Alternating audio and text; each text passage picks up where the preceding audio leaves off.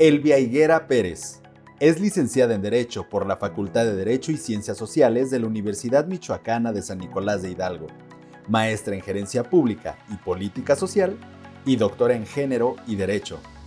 Cuenta con diversos diplomados, entre los que destacan Justicia para las Mujeres, Introducción a la Teoría Feminista, Filosofía y Feminismo, así como Género y Políticas Públicas. En el ámbito profesional, ha desempeñado funciones en distintas instituciones y cargos. Fue fiscal para la atención del delito de violencia familiar, consejera del Instituto Electoral de Michoacán, presidenta del Sistema Estatal Anticorrupción, secretaria técnica del Consejo Ciudadano de Morelia, subsecretaria de Derechos Humanos de la Secretaría de Gobierno, así como docente en diversas universidades públicas y privadas del Estado. Ha participado como ponente y conferencista en congresos y foros a nivel estatal, nacional e internacional, en temas como violencia de género, violencia familiar y políticas públicas con perspectiva de género, entre otros. Su trayectoria ha sido reconocida con distintos galardones, entre ellos el Premio Padre de la Patria, el reconocimiento Diosa Roja, otorgado por la Organización Civil Humanas, a quienes impulsan acciones para prevenir y erradicar la discriminación y la violencia contra las mujeres. El reconocimiento Centurión, por la Comisión Especial para la Lucha contra la Trata de Personas del Congreso de la Unión, por su labor en el combate a este delito y la atención a las víctimas, así como la presea Heréndira, por el Gobierno del Estado a través de la Secretaría de la Mujer. Derivado de la reforma judicial y tras resultar electa por voto popular, el pasado 15 de septiembre asumió la función de magistrada integrante de la Sala Colegiada Civil de la región Apatzingán y rindió protesta ante el Congreso del Estado. Elvia Higuera hoy forma parte del nuevo Poder Judicial de Michoacán, donde continúa impulsando una justicia cercana, con perspectiva de derechos y compromiso social. Muchísimas gracias por acompañarnos en este programa del Arte de lo Bueno y lo Justo, una producción del Poder Judicial del Estado de Michoacán y del Sistema Michoacano de Radio y Televisión. Hoy con un tema muy relevante, ya que en el marco del Día Internacional de los Derechos Humanos, que se conmemora cada 10 de diciembre, queremos platicar justamente de la relación que existe entre el ejercicio del Poder Judicial y los derechos humanos. Para eso me da muchísimo gusto darle la bienvenida en este programa a la magistrada Elvia Higuera Pérez, quien tiene una larga trayectoria defendiendo los derechos humanos y ahora en el Poder Judicial aplicando esta perspectiva. Magistrada, bienvenida. Hola Astrid, me da mucho gusto saludarte, al igual que el maravilloso auditorio que nos acompaña. En este programa tan bonito, justamente veía el nombre del Arte de lo Bueno y lo Justo, que decía yo previo a iniciar, qué bueno que tengamos este tipo de espacios para que la gente sepa lo que hace el Poder Judicial. Yo ahora rápidamente te comparto que salí a campaña, pues me di cuenta que la ciudadanía sí estaba como muy alejada de este espacio y yo digo, qué lamentable, porque es donde finalmente se resuelven controversias, pero sobre todo donde estamos obligados ética y moralmente a llevar a cabo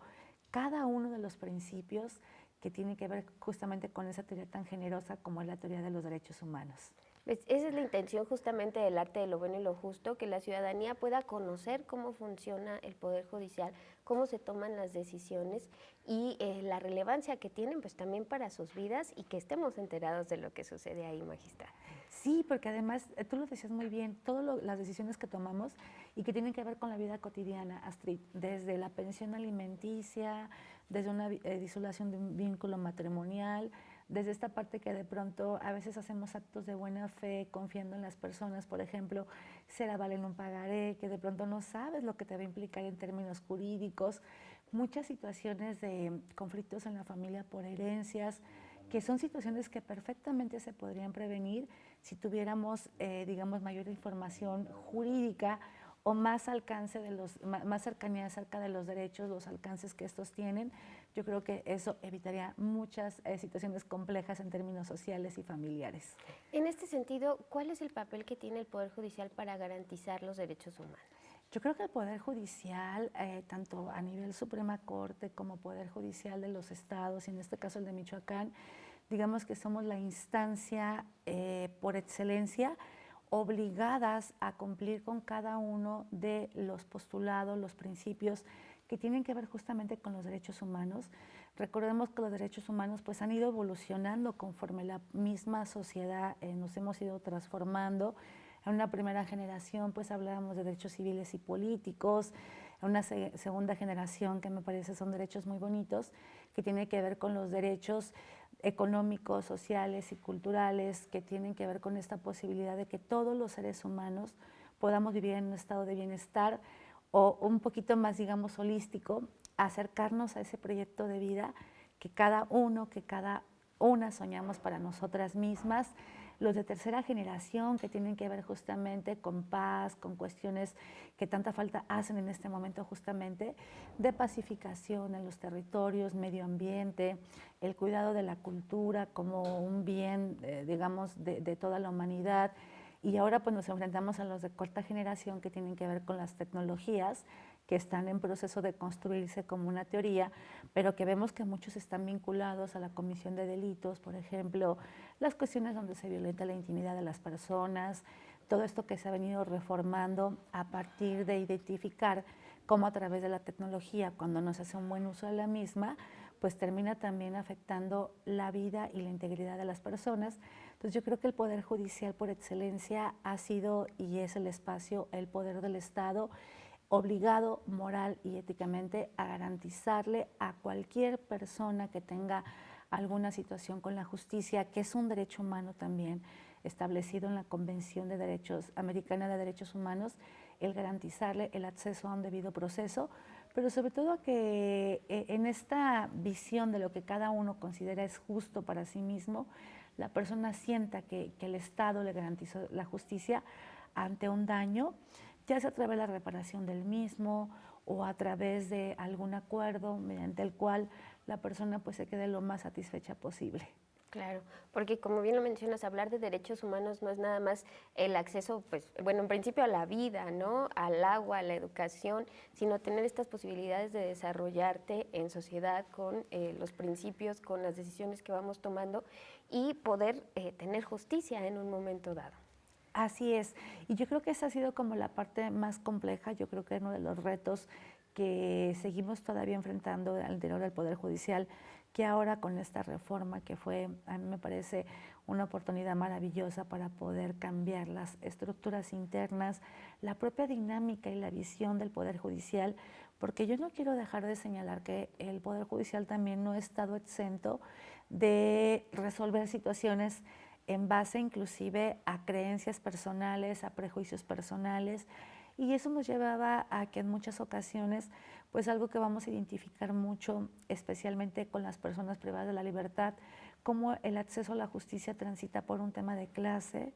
de raza, cuestiones de etnia, de orientación sexual, de condición de discapacidad, porque van a ser los sectores que todavía siguen estando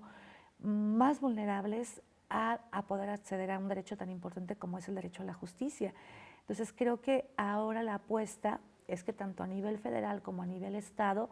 podamos justamente pensar cómo nosotras mismas y nosotros mismos nos despojamos de todas esas ideas que además muchas ocasiones transitan por un discurso de odio,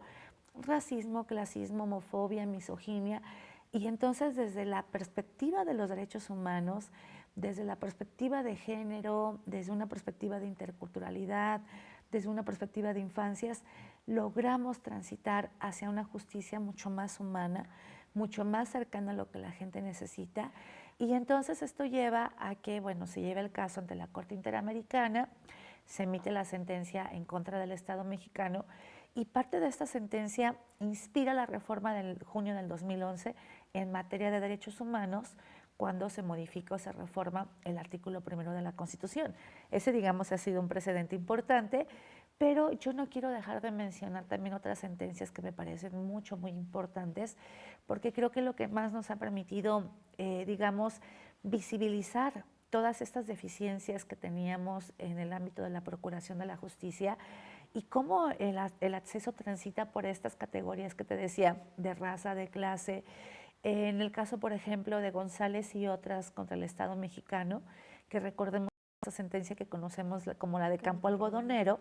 donde a partir de 1991 se empiezan a identificar muertes violentas de mujeres en un territorio específico, que era Ciudad Juárez, donde eran niñas de 14, 15, 16 años y cuya privación de la vida no se limitaba a privarlas de la vida, sino que había un proceso previo de tortura, de mucha denigración hacia sus cuerpos, violaciones tumultuarias, Y bueno, esto nos lleva a que en el año 2009 también la Corte Interamericana emite la sentencia en contra del Estado mexicano,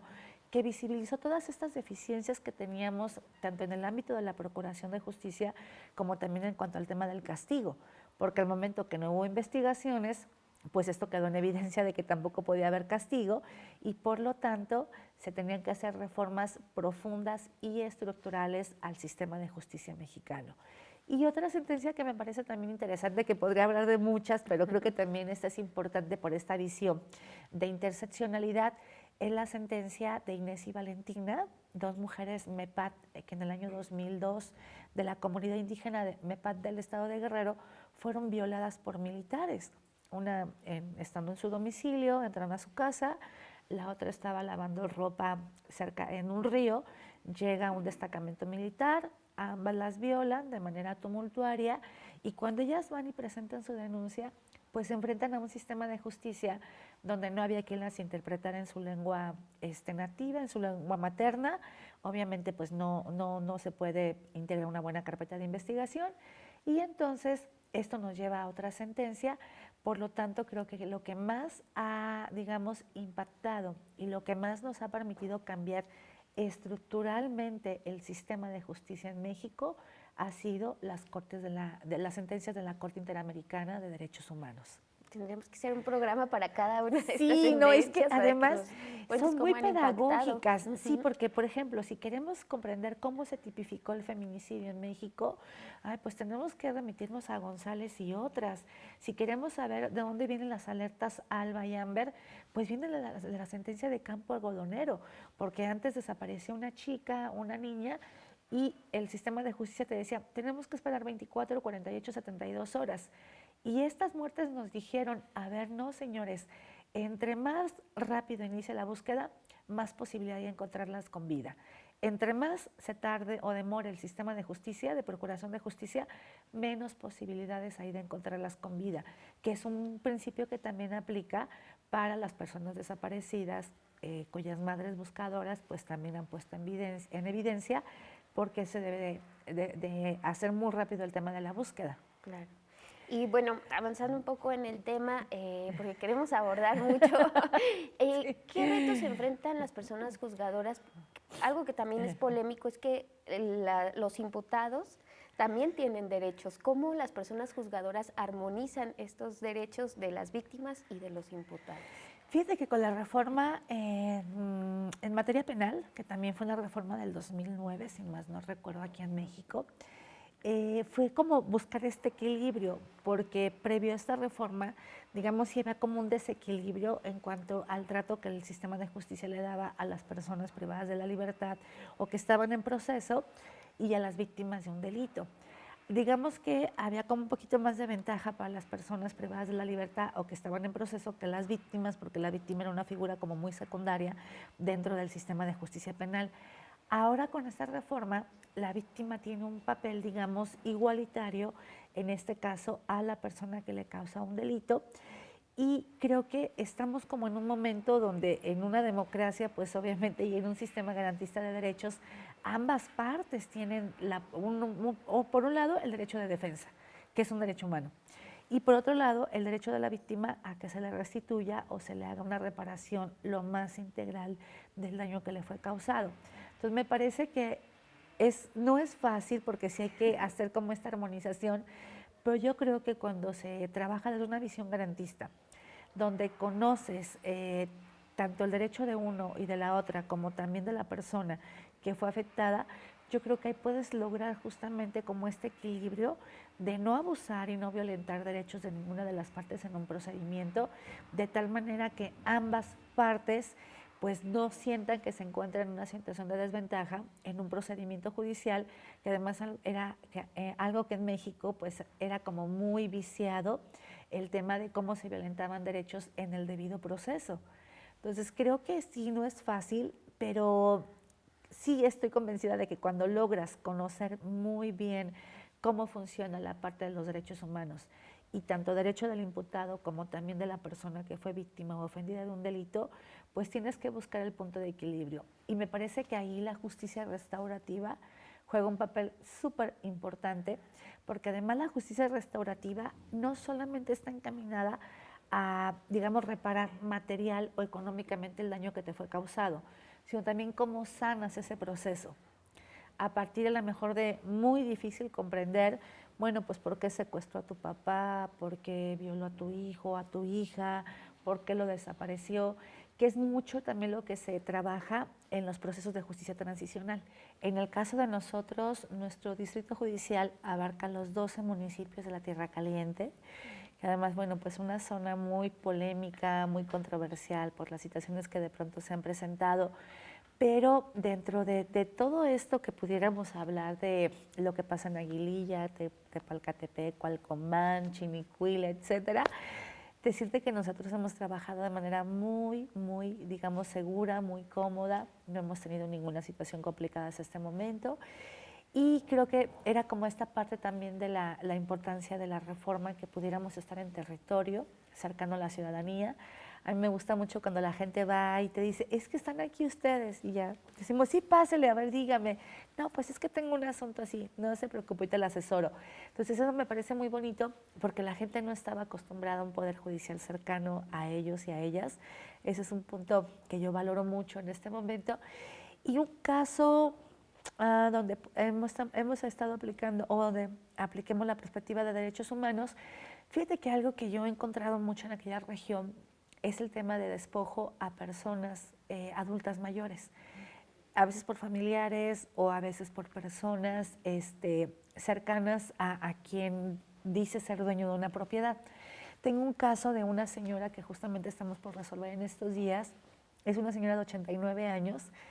que 55 años de su vida vivió en una casa céntrica en un municipio ya de Tierra Caliente, y entonces ella ahora pues dice, voy a tramitar un juicio para que ella me dé las escrituras, porque la persona que le vende falleció hace como 20 años. Y entonces ella lo único que tenía era un papel de esos que antes escribían a máquina, amarillo, pero obviamente pues con letra todavía legible, donde el señor le dice, comadre, ya recibí el dinero, me mandaste, en ese entonces eran millones, le dicen, me mandaste los 3 millones, ya nada más te falta una parte, eres muy cumplidora, gracias por el pago, y abajo le pone postdata, solamente ve con mi compadre Juan lo de los linderos, y es todo, ¿no? Pero era la forma como antes las personas hacían contratos, porque no había estas formalidades, la señora no sabe leer ni escribir, fue madre jefa de familia, de 6 hijos, y entonces ahí incluso puso una tienda. Pues resulta que la persona que fallece nunca formalizan la escritura, y después resulta que unos sobrinos de él presentan una escritura ante notario público en una compraventa que ellos argumentan hicieron hace 10 años, ¿no? Aquí lo curioso es que yo decía, bueno, pero ¿cómo es que si ellos compraron hace 10 años, nunca le requirieron a la señora la entrega de la propiedad, nunca fueron a decirle, oiga, señora, acabamos de comprar esta propiedad, le vamos a pedir que en un año se salga, 2 años? Es hasta que ya promueve una prescripción para ya escriturar la propiedad, cuando ellos dicen, no, pero ¿cómo vas a promover si aquí tenemos una escritura?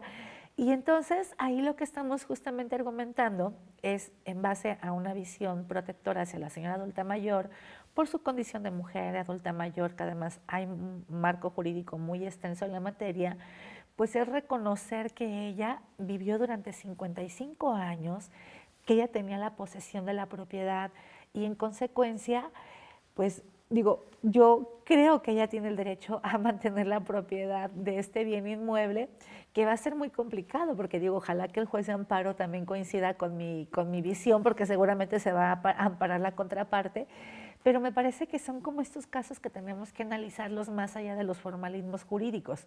porque cualquier juez me diría, no, es que ese papel no tiene valor. Digo, no, pero hay que remontarnos a cómo las personas hacían hace muchos años sus contratos. Había mucho valor en la palabra. La gente confiaba de buena fe. Astrid, te vendo mi terreno. Ah, sí, mañana vengo y ahí le meto unas vacas y me lo pagas pasado mañana, ¿no? O me lo das en un año. La gente así es como hacía sus contratos en las zonas rurales. Entonces digo, pues este es un caso que no sabemos cómo vaya a terminar, pero la idea es que vaya por ahí la Claro, sentencia. es tomar en cuenta todo Sí, este tomar en contexto. cuenta los usos y costumbres, la forma de antes, cómo la gente redactaba sus contratos, a veces a mano, a veces a máquina, no había formalidades ante alguna autoridad, porque además había la confianza. Y me parece que también la confianza es un valor que hemos perdido como sociedad, porque de pronto pues ya no confiamos ni en el vecino para encargarle el perrito cuando salimos a trabajar, ¿no? Pero importante el trabajo que se está haciendo para que la ciudadanía confíe también en el Poder Judicial y en las personas juezas, jueces, magistrados, magistradas que están ahí, impartidoras de justicia. Magistrada, ya para despedirnos brevemente, ¿cómo podemos todas las personas desde nuestra trinchera abonar para garantizar los derechos humanos? Híjole, yo creo que los derechos humanos deberían de ser como una materia obligatoria desde kinder, primaria, secundaria, todo. ¿Sabes por qué? Porque tiene que ver también con tu integridad personal, Astrid. Yo creo que cuando las personas vivimos en esta congruencia de lo que decimos ser y hacemos por fuera, pues este mundo será totalmente diferente, porque yo no puedo venir aquí a hablar de derechos humanos y ahorita que salga le grito a una persona en condición de calle, o lastimo un animalito, o me vuelo un semáforo. Yo creo que tiene que ver justamente con esta parte inclusive personal de cómo nos definimos a nosotros mismos como personas, nosotras mismas, y creo que es algo que todos podemos hacer en la vida cotidiana. Yo creo que las transformaciones son a partir de estos procesos de toma de conciencia, de revisar qué tanto soy clasista, misógina, homofóbica en mi discurso, en mis narrativas, en mi lenguaje, lo que mis hijos escuchan. Yo creo que todo eso tiene que ver con lo cotidiano, con lo que hacemos. Entonces yo creo que todos podemos hacer algo, todos y todas podemos hacer algo para hacer de los derechos humanos algo que sea parte intrínseca de nuestras vidas, y creo que eso impactaría mucho en términos sociales. Muchísimas gracias por esta reflexión, saber que somos seres humanos en construcción, ¿no? Y que estamos evolucionando. Y que tenemos capacidad de cambiar en cualquier momento. Claro. Muchísimas gracias por haber estado con nosotros, magistrada Elvia Higuera Pérez. Un placer que nos compartas toda esta experiencia que traes y, bueno, cómo se está aplicando también en el Poder Judicial. Muchas gracias. Un placer estar con ustedes. Gracias. Gracias también a ustedes por habernos acompañado en El Arte de lo Bueno y lo Justo. Recuerde que es una producción del Poder Judicial del Estado de Michoacán y del Sistema Michoacano de Radio y Televisión, con la plena intención de que usted conozca y cómo funciona y cómo se conforma el Poder Judicial de nuestra entidad. Le esperamos la próxima.